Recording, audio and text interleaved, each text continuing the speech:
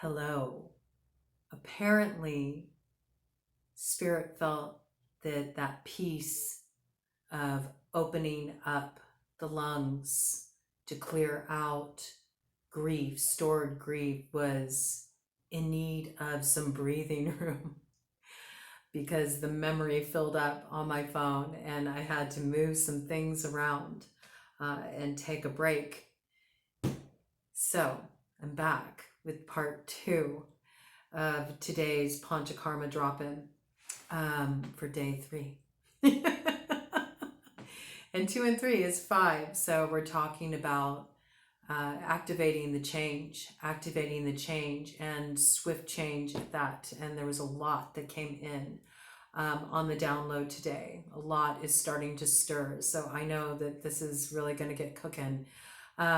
56 on the clock when I said that. All right. So it's all changed to align you with your purpose. And it was 1 right after that, which is all about the new beginning of the new cycle, 108, and the manifestation of the vision we're pulling through. Okay, so the downloads are really coming in thick and fast with this one. But I also felt that this might be a message that's really pertinent for the collective as a whole. And maybe there's that differentiation between the messages for that reason that, this message extends beyond just what's coming in for those traveling through Panchakarma, but for the collective as a whole. Can't help but bottom of the deck energy is this Mahavidya, okay? And right here we see this Kartika. Kartika is all about hooking the energetical ties, and pulling them out at the roots. It's a tool, actually. It's a tool that's used in healing the energy body. We work with these tools a lot. when we do Panchakarma work. And this here in particular, the Kartika is a tool that Kali holds and uses for pulling things out at the root. And it's very interesting because that message we had come in right on the first day about the tongue. I believe that was on the first day. And I told the story of why Kali sticks out her tongue, that it's actually because of shame that she allowed her anger to overtake her so much that it would cause her to act in a destructive manner and step on Shiva's chest, on her beloved's chest. You'll have to go back and hear that story if you haven't dropped in with the earlier videos. I believe it was day 1. It could have been day 2, though. You don't have to go back too far. We're only on day 3 here, all right? But there is this need, right? We talked about that, listening more than speaking as well, tuning in. And I think that this is what's needed. There's this need to drop in and just be with the breath, prepare that steam inhalation, gather those herbs, rosemary, fresh rosemary, in a basin of water that's been boiled, tenting your head with a towel and just breathing deeply, letting that rosemary come in and open up the space. It's not just an amazing vasodilator, okay? There's also this quality of love and protection that is charged into rosemary as a plant ally that really creates this beautiful space for any grief that needs to come up to be cleared. And since Kali did stick out her tongue in shame, I feel like this is a lot that needs to be cleared, is this sense of shame. And we're connecting that back to the ancestral bloodline, right? This ancestral healing piece came in so front and center, right? So front and center in the message that came in the download in the first video. So check that out if you have not watched this first video, because I'm actually going to, I think, release this as a kind of a separate titled reading for the collective, since it came in this way. It just feels very pertinent. But there's this need to, get that shame out at the root. This may require a fair amount of grief coming to the surface to be cleared, and doing these steam inhalation. Lungs store grief, right? We talked about this piece about how the body is actually connected to the emotions, to what's experienced spiritually on our paths. There is no separation between mind, body, spirit. So anything that's manifesting physically, any contraction that's manifesting physically, is also being expressed emotionally, spiritually, all right? That's gone through this chain of accumulation before it manifests on the physical. So we're looking at something so much deeper than just my body is having this holding pattern here. There's layers of it. There's layers upon layers, and we're really doing this clearing work when we're working Panchakarma. These self-care methods, they may seem simple, but they go really deep. They go down to the root. So this is a piece that's really coming in right now. And we do have a new moon coming in on the 27th, and it's going to be a new moon that actually is going to stir up a lot of fiery emotions. It's kind of a heated full moon. There's some difficult aspects, and I'm going to do a separate new moon reading for that. But this came in very strongly today, so I want to speak to it. So there can be sometimes shame that's encountered as these more fiery emotions surface, the anger, the resentments, the frustrations, these kind of activating emotions that we hold on to, that we sometimes suppress because we feel they're not socially acceptable. They've been deemed ugly emotions we shouldn't have, maybe emotions we have shame about. And this is just coming through really strongly, that it's a need to expel that, right? To expel these emotions in constructive ways, in ways that are actually therapeutic, in ways that are actually healing and clearing, and provide release, not burdened by holding in these aspects of our experiences that we feel shame around, but providing a way for them to be expressed. So doing these steam inhalations, breathing deeply, it allows this opening around what's become contracted, and this can get these emotions flowing. These pent up, held in energies can start to be released, and this can free up the space for that clearing to happen, the emotional clearing, for the tears to flow, for the energy to move, and on a very visceral level, the ama, okay, or what can be equated with mucus congestion. It's really that which has been undigested. Ama means that which has been undigested. So we're looking at an accumulation of emotions and experiences that have not been digested. And in the last video, we were talking about this ancestral link, so that comes into it too. The karma, the held over lessons of our previous generations that forged the way for us. Like we inherit this ama too, speaking on a very spiritual, expansive level, right? We're going beyond. We're going beyond just looking at it from, the microcosm of us and our own personal universe, to looking at the way that is a direct reflection of the macrocosm of our entire bloodline, of all of our ancestors. And then expand it beyond that. It really becomes the collective lineage. What have we collectively inherited as karma, humankind? It's really powerful. It's really powerful, but there's this need to open up space to clear out the grief of things that we've held inside that we feel a sense of shame around, or shame that our ancestors carried, that we then inherited, that needs us to step into a place of empowerment and holding respectful space around what was not acceptable, what was not honored, what was not held in grace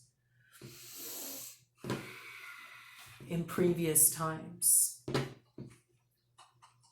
Potent message coming through. But I did want to draw a Kali card, okay? And this is something that I'm doing for those who are traveling through the 40-day community guided Panchakarma.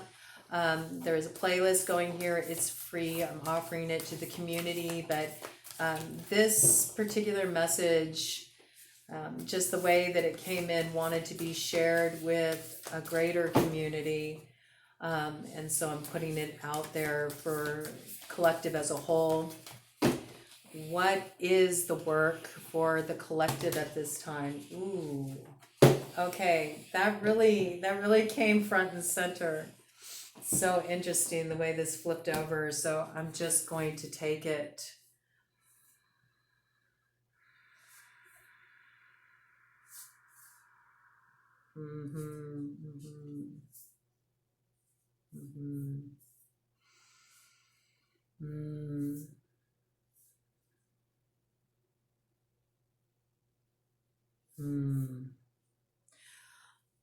This is very interesting. I see this really as a message of coming into one's sovereignty, and in terms of the ability to recognize and awaken the lover within, instead of viewing the lover as something that is separate. Oh my gosh, my left ear is going so strongly right now. There's this need to connect with the lover within. I have here Bhavatarini.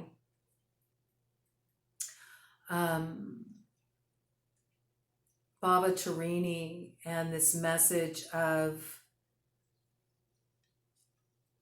receiving your flowers for the transformational work that you have done. It's this need to not feel ashamed of allowing yourself to receive your flowers.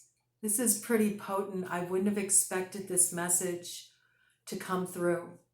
But this is what's coming through. It's almost that so many of you collective are afraid to really step into the light and receive your flowers, to let yourself be seen and acknowledged and embraced for the healing work you've done,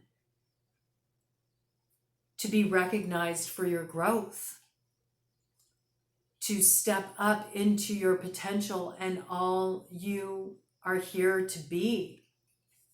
That's what's really coming through with Bhavatarini.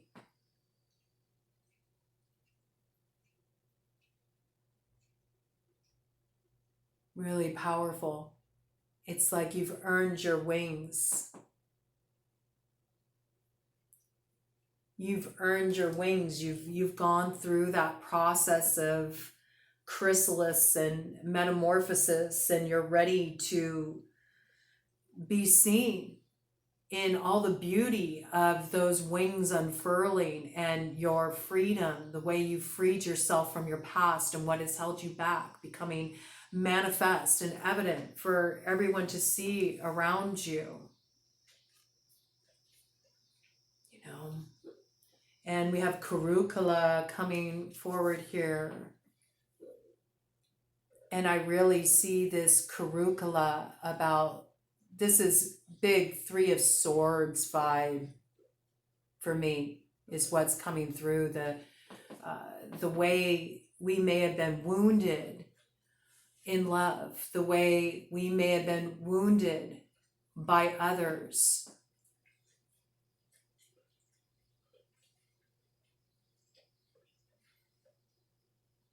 And how this is actually an opportunity.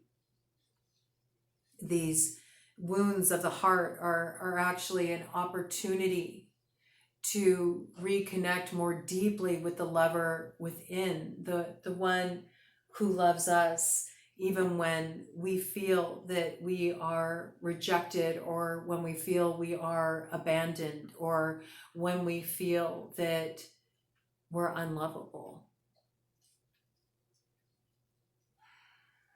The times we've felt shamed in love, maybe when somebody was untrue to us, or when we bought into a fantasy instead of opening our eyes to the reality in front of us. The times when we felt stripped of our dignity. The times that we felt disrespected, and allowing ourselves to be vulnerable, to allow our hearts to be seen in all their vulnerability. The times we felt abandoned when we went there. The times we felt that we had to crawl to gain entry into the house of love.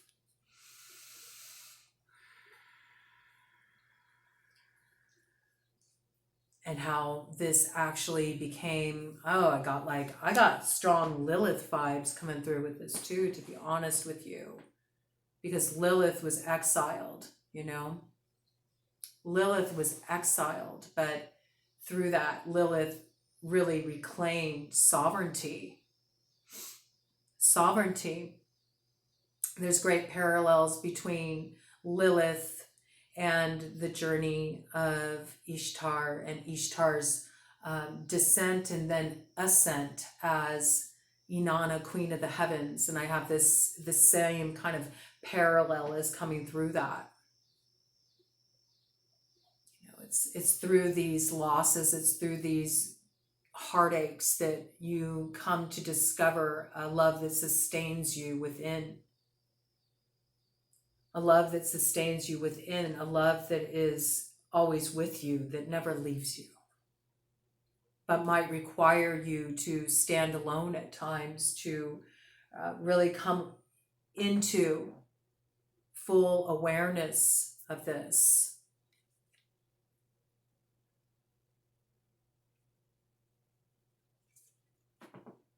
Bhadra Kali.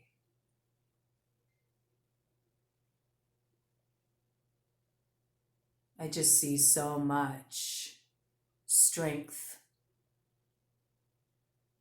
ownership, sovereignty in this image coming through.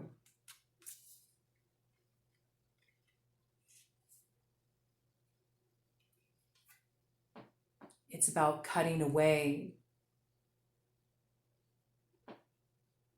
with this Mahakali, cutting away that which is illusion.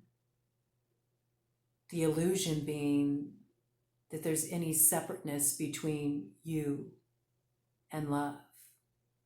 But it's interesting. It's like sometimes we are thrashed upon the shore of love. We get cut up on the rocks, that crack us open, that crack our hearts open.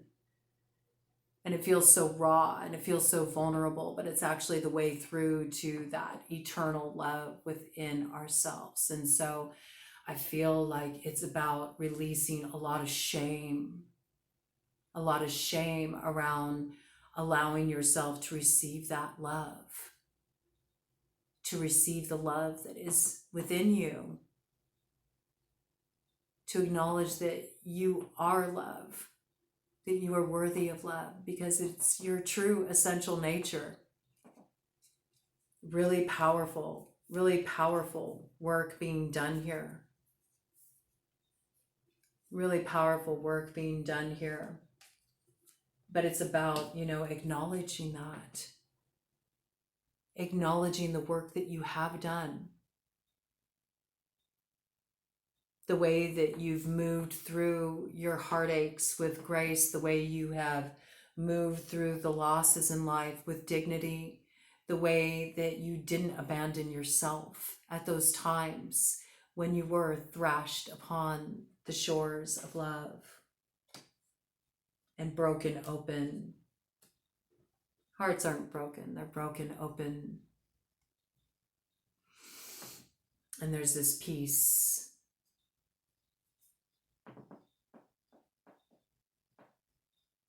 Of calling the energy in. Kali Yantra. Notice the mudra. Notice the hands. This would be a powerful practice to just sit. To just sit with this mudra. Mudras draw the energy into the body. Okay.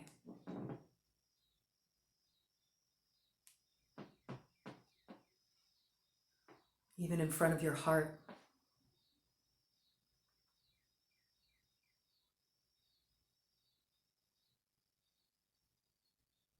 And just hold this energy here. Powerful.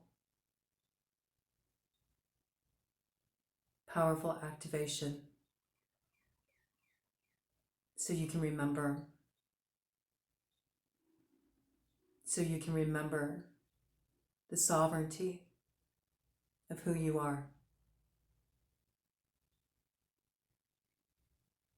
And it's not these experiences that you've been through that have stripped you of any dignity. It's just simply a matter that you have forgotten the true nature of who you are. In this simple practice, sitting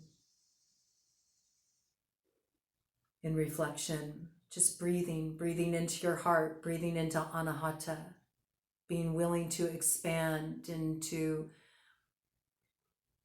that place that you have held so constricted, holding on to the grief, that it provides a way through for that love to emerge within you. And when you move into that space, that's when you're open and you can finally receive. And it's like this message that's coming through to the collective right now to drop the shame. Drop the shame around who you are. Let yourself be seen as you are. And love yourself through the challenges and your courage for showing up. Let those places inside of you soften, the places where you feel hurt or you feel overlooked or you feel rejected or you feel any sense of shame. Shame is something that is nurtured through secrecy.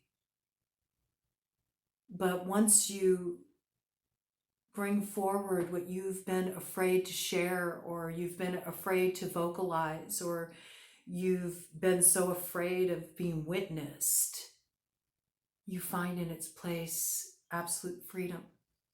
And that freedom creates the opening for you to receive your flowers, because blessings are ready to come through for you. But you have to know that you're worthy of receiving them. You have to know that you are worthy of receiving them. And it's about opening up to that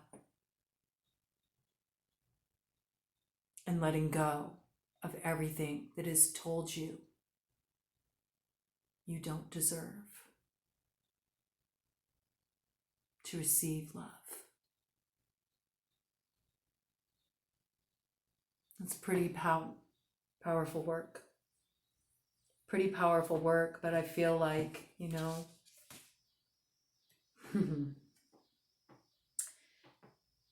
This Kurukala energy, this Devi energy, you know, it's here to help us pull out those thorns. And I'm reminded of a Bronte quote. It's actually the reason why I got this medicine piece. I'll show you. It has a black rose on the hands. This is Chamundie. It's a Devi form of Kali.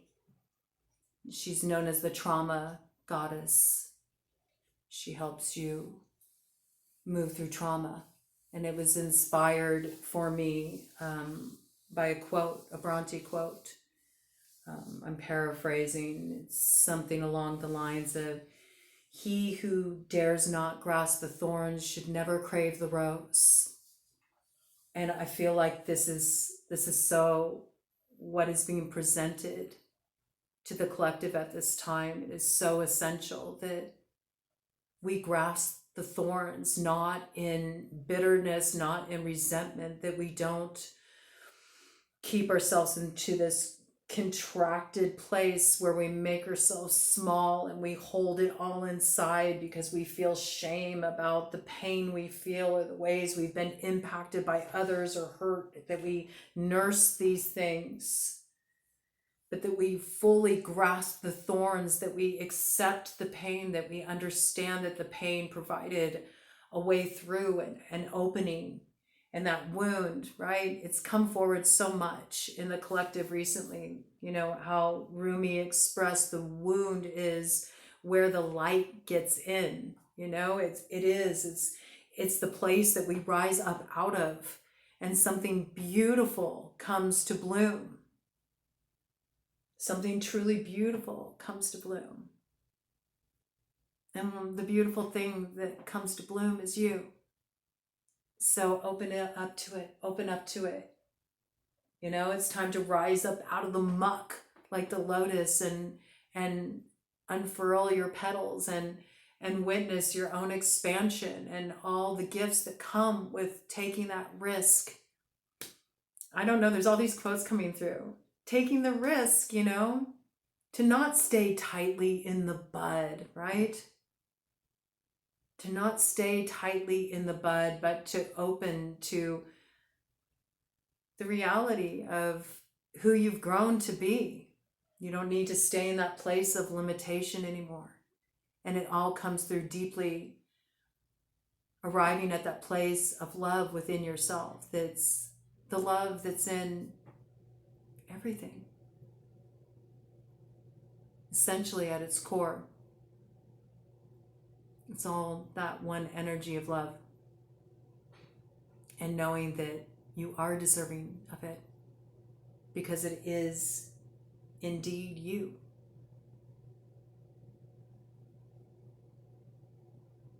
And understanding the places inside that are keeping you from really embodying that and moving into that space that allows that love to flow, which is expansion, openness, trust. But it starts here. It starts at home. It starts with yourself, right? It starts with yourself. It begins with you. So this message really wanted to be shared with the wider collective. I've been doing these for those who have been moving through the Panchakarma experience, but it definitely asked to be shared with the broader collective here. So I wanted to just bring in this message today and just sort of seed it as something to be mindful of as you're moving through this lunar cycle that's going to be coming in with the new moon on the 27th. And be on the lookout. I'll be doing a reading for that and dropping in with all the signs and what's in store as we move through this lunar cycle coming in. But this special message wanted to come in today. So maybe you can start to soften for the work ahead.